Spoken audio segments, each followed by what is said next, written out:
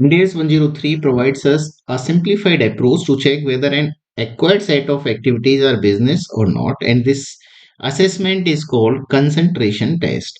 And this test is optional in nature. Entity may apply this test separately for each transaction. It is not an accounting policy choice.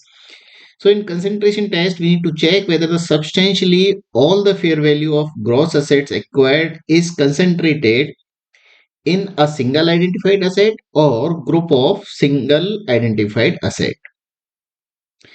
If substantially all the fair value of gross assets acquired is concentrated in single identified asset or group of single identified asset, in that case this test is assumed to be met, and it results said that it is not a business but is asset acquisition, and accordingly accounting is done for the asset acquisition and no further assessment is required if this test is met.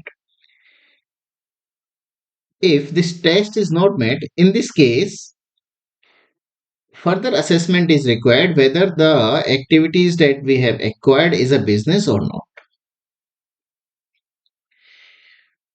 To check whether the group of assets are single identified asset or group of single identified asset, we need to check based on the nature of the assets and the associated risk those are associated with the assets that we have acquired.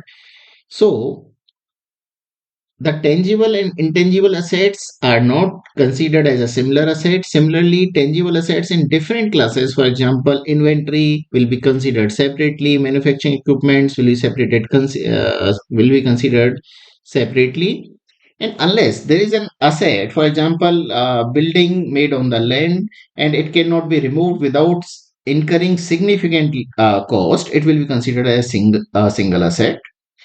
And intangible asset in different classes need to be considered separately. It will not be considered as a single identified asset. For example, brand name and licenses in different industries for different purpose will be treated as separately. Similarly, financial and non-financial assets will be considered separate. It will not be considered as a single identified asset or group of single identified assets. Similarly, financial assets in different classes, for example, equity investment will be considered separately. It will not be clubbed with the account receivable, etc. So when we are judging whether the assets that we have acquired are single in nature, independently, or in group of single identified asset, we need to check the nature and associated risk with the acquired asset. Based on that, we need to take the decision.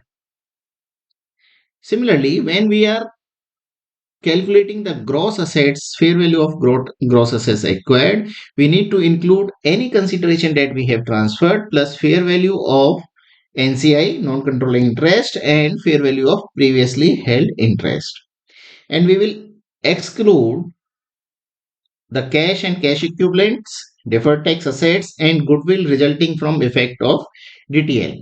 The reason is that these are independent or whether the acquired set of activities and assets includes a substantive process or not, it does not have any effect on that.